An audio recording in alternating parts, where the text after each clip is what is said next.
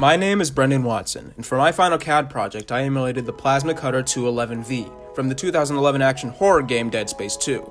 The weapon in question is a mining tool that fires beams of ionized plasma. The game itself, on top of being one of my all-time favorites, is a treasure trove of superbly designed weapons and armor, including the cutter.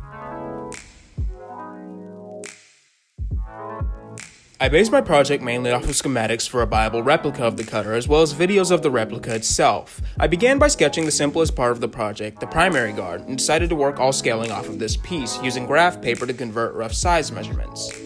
For my method of crafting, I chose to rely on constructive solid geometry rather than boundary surfaces due to the sharp geometric shapes that the cutter carries in its design.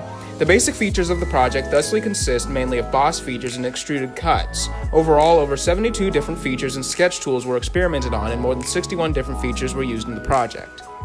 The advanced features of my project lie in the interwoven connections between parts in the assembly. This is due to the intricately fluid design of the plasma cutter that ensures that it is always reshaping, expanding, retracting, or rotating.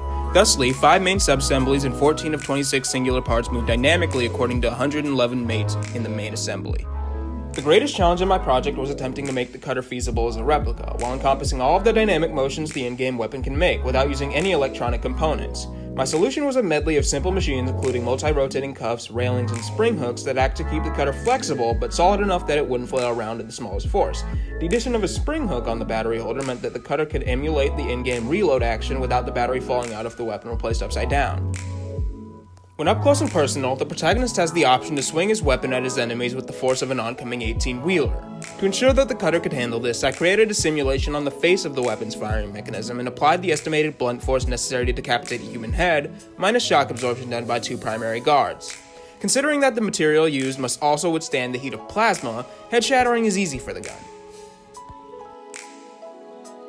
Overall, my project has 26 parts, 5 subassemblies, and 369 total features used, including dealing with these. The whole process took me 67 hours to complete. Thanks for watching.